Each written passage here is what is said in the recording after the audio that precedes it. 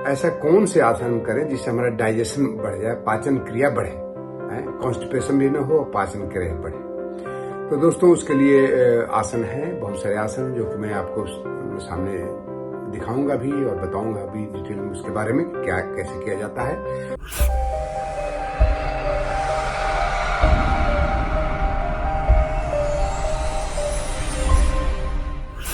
दोस्तों बहुत लोगों का ये बहुत ही कॉमन प्रश्न है, हजारों लोग इस प्रश्न को खोजा करते हैं, जानना चाहते हैं कि ऐसा कौन से आसन करें जिससे हमारा डाइजेशन बढ़ जाए, पाचन क्रिया बढ़े, कॉन्स्टिपेशन भी ना हो और पाचन क्रिया बढ़े।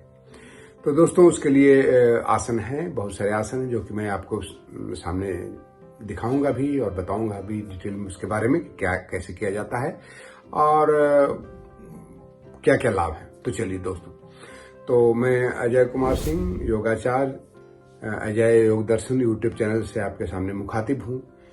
कुछ वैसे आसन लेकर के जो कि डाइजेशन बढ़ाने के लिए स्पेसिफिकली यूज किए जा सकते हैं, जिससे डाइजेशन बढ़ता है। तो इसको मैं दो भागों में बांटूंगा। सबसे पहले मैं षटकर्म के कुछ मॉर्निंग में जो षटकर्म किया जा सकता है बहुत आसानी से, जो किया जा सकता है वो मैं दिखाता हूँ। तो इसमें दो षटकर्म बहुत महत्वपूर्ण है, एक है कपालभाति और दूसरा है अग्निसार क्रिया। कपालभाति से और हमारा पूरा डाइजेस्टिव सिस्टम उद्दीप्त होता है और साथ साथ में हमारे कफ के भी प्रॉब्लम्स दूर होते हैं। अग्निसार क्रिया से हमारे जठराग्नि प्रदीप्त होती है, हमारे एक तरह से कायाकल्प हो जाता है। तो हम ये दोनों षटकर्म जरूर करेंगे। जैसे कि कपालभाति कैसे करते हैं आप सब जानते हैं, कपालभाति कैसे किया जाता है। कोई भी आसन में यदि बैठते हैं आसान से, लेकिन एक चीज ध्यान रखिएगा कि कमर, गर्दन और पीठ एक सीध में रहे। तो आप बैठ जाएं, उसके बाद आप आराम से, बहुत लोग पूरे शरीर को हिलाते हैं, पूरा शरीर मत हिलाइए, केवल आपका ध्यान रहना चाहिए आपके स्टमक क्षेत्र पर। बहुत जरूरी नहीं कि बहुत तेजी से कर रहे हैं, आप बस इतना ही करें काफी है।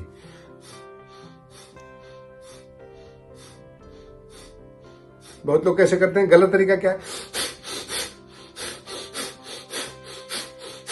अरे ये सब बिल्कुल गलत तरीका है। आप एकदम चुपचाप आराम से बॉडी को ठीक रखें, पेट को केवल आगे पीछे करना है। ध्यान यदि आपका नाभि पर रहेगा नहीं तो कोई दिक्कत नहीं। अब इसमें भी तेजी से हो सकता है, लेकिन शुरुआत में आप धीरे धीरे करें, कोई अंतर नहीं है। दूसरा है अग्निसार क्रिया। अग्निसार क्रिया कैसे करते हैं, हम श्वास को पेट पहले छोड़ते हैं, पेट को अंदर खींचते हैं, फिर पेट को आगे पीछे घुमाते हैं। ये हमारा रेक्टस एब्डोमिनस मसल है ना, वो आगे पीछे करते हैं। कैसे करते हैं, श्वास छोड़ दिए पूरी अच्छी तरह से, पेट को अंदर खींचे,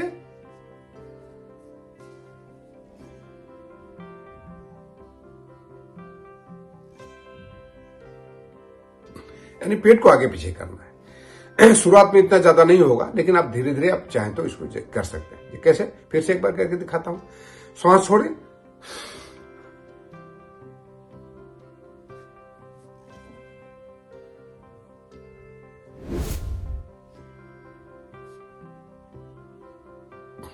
अब चाहे तो इसको 4-5 बार 20-20 राउंड, 20-20 जितना हो सकता है 20-20 स्ट्रोक्स का 4 टाइम्स 5 टाइम्स करें। इससे आपकी जठराग्नि जरूर प्रदीप्त होगी, आप तेज हो, आपका भूख बढ़ेगी, आपको पाचन शक्ति भी बढ़ता है। अब हम आसन देखते हैं कि आसन क्या क्या किया जा सकता है। तो सबसे पहले हम लोग आसन में करेंगे, आसन में हम लोग सबसे पहले करेंगे बैठ कर किए जाने वाला आसन। तो सबसे पहले हम लोग करेंगे मंडूका आसन, ठीक है, मंडूका आसन। कपालभाति भुजंगासन कर लिए, मंडूकासन इसके पहले मैंने पश्चिम तानासन करेंगे, उसका बाद उष्ट्रासन करेंगे, तब मंडूकासन करेंगे। तो पश्चिम तानासन कैसे किया, इसमें ग्रंथों में बहुत महत्व है पश्चिम तानासन का, जिससे आपको कैसे भी जठराग्नि को प्रदीप्त होता है, आपकी भूख बढ़ती है, आपका पाचन क्रिया बढ़ता है, कॉन्स्टिपेशन नहीं होता है। तो क्या करेंगे, इसमें 2-3 तरह से करने का तरीका है, बहुत सिंपल तरीके से आप करिए, जरूरी नहीं है कि बहुत ज्यादा तनाव लेना है। हाथ को ऐसे ऊपर उठाइए, श्वास छोड़िए और इसको पकड़िए।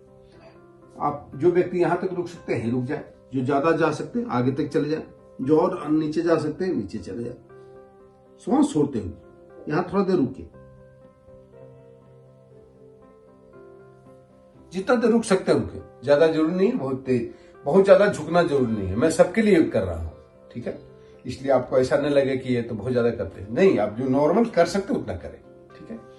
इसका एक और है बहुत अच्छा, सभी आपको जठराग्नि को प्रदीप्त करता है, आपकी भूख बढ़ाता है, पाचन शक्ति तीव्र करता है और कंस्टिपेशन नहीं होगा। दूसरा है आप घुटने पर खड़े हो जाइए, इस तरह से घुटने पर खड़े हो जाते हैं, ठीक है। खड़े होकर के आप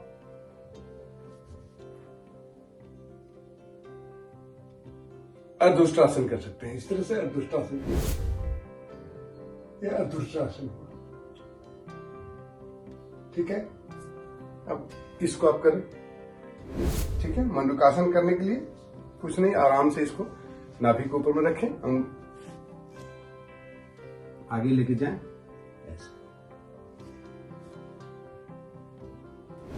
अर्धवत सिंद्रासन करें, बहुत अच्छा है, ग्रंथों में इसके बारे में बहुत अच्छा से जिक्र किया है। बाएं पैर को दाहिने जांघ के नीचे, दाहिने पैर को बाएं से मोड़ करके पार कर दीजिए और दाहिने हाथ को पीछे के लेके जाएं, जो पैर खड़ा है उसको उठाएं, इसको फिर ऐसे करके घुमा दें, ऐसे ट्विस्ट करें। ये अर्धवत सिंद्रासन, इसको दूसरी तरफ भी करना होगा। दाहिने पैर को बाएं जांघ के नीचे, बाएं पैर को इधर पार करके खड़ा कर दीजिए। फिर आप जो पैर ऊपर जो पैर उठा हुआ है उसको हाथ को पीछे लेके जाएं, हाथ को ऐसे लेके आए, फिर इसको ऐसे घुमा करके ऐसे करें। चाहे तो आप ऐसे भी कर सकते हैं। आपको ट्विस्ट करना है, आपका डाइजेस्टिव सिस्टम जो इंटेस्टाइन वगैरह है या और पूरी जो पाचन क्रिया है इसमें दुरुस्त होती है, तेज होती है, ठीक है। अब हम कुछ बैठ के करने वाले और लेट के करने वाले आसन बैठ के करने वाले कर लिए, अब हम लोग लेट के करने वाला आसन करेंगे। सबसे पहला आसन क्या, भुजंगासन। इस तरह से आए,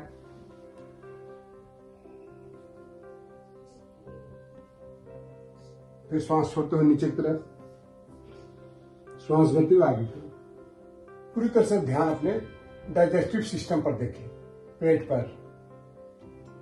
अन्य लाभ भी मिलेंगे आपको, ठीक है। उसके बाद आप इसको शशांकासन में आ सकते हैं, ठीक है। भुजंगासन के बाद शशांकासन में आ सकते हैं। फिर आप चाहें तो अब आगे करते हैं पवन मुक्तासन, बहुत अच्छा आसन, पवन मुक्तासन। ठुड्डी छाती में से यहाँ ठुड्डी को लगाते हैं, गैस के लिए बहुत अच्छा है।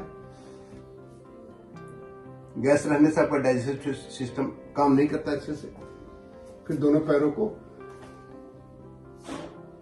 और फिर आगे पीछे हो सकते हैं, इस तरह से पूरा गैस आपको बाहर हो जाएगा। चाहे तो इस तरह से कर सकते हैं, ठीक है। अब अगला आसन करेंगे उत्तान पादासन।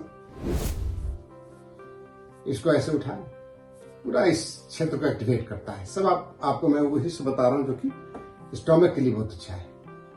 यहां रोक के रखें, जितना देर तक हो सकता है। ये आपको एंगल जो है करीब 30 डिग्री है, इसको बढ़ा के 45 तक भी ले जा सकते हैं, ठीक है। यहां पर रुके कम से कम 30 सेकंड्स और 1 मिनट तक जा सकते हैं। इसको आराम से इसे फिर उठा दें, ठीक है।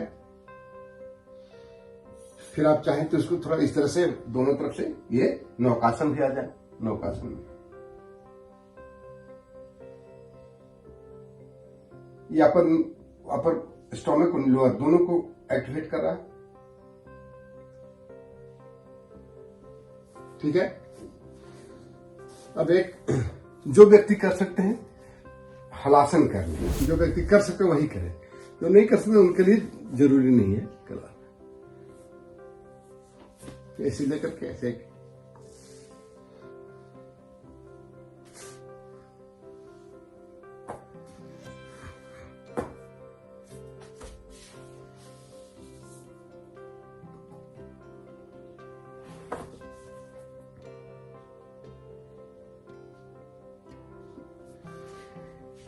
जितना देर तक हो सके कर सकते हैं तो करें, जोर जबरदस्ती नहीं करना है, इसे कहते हैं हलासन।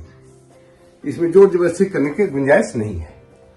होता है तो करें, नहीं तो काफी है जो पहले आप एक और कर लें। धनुरासन।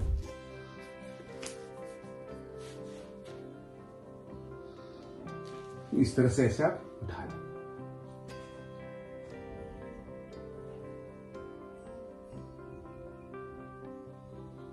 ठीक है।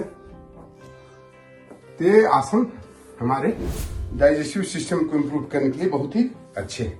इससे आप अपने जीवन में ढाल सकते हैं। तो दोस्तों, इसमें से छांट लें जो आपको लगे कि इतना मैं कर सकता हूं, आसानी से करिए। कोई भी चीज जोर जबरदस्ती से नहीं करना होता है, खास करके योग में। तो दोस्तों, कैसा लगा इस अपने कमेंट बॉक्स में इसको दीजिएगा। और पाचन क्रिया यदि बढ़ाना है, डाइजेस्टिव सिस्टम को एक्टिवेट करना है और आपको कॉन्स्टिपेशन से मुक्त होना है, तो ये सारे आसन में से जितना आपको 5, 6, 7 जो भी ठीक लगता है उतना आप सेलेक्ट कर लें और करें। सभी के फायदे एक ही हैं। तो बहुत बहुत धन्यवाद। जय हिंद। और अब तक मेरे इस YouTube चैनल को सब्सक्राइब नहीं किए होंगे तो अवश्य कर लें, और फिर मिलेंगे अगले चैनल में। बहुत बहुत धन्यवाद।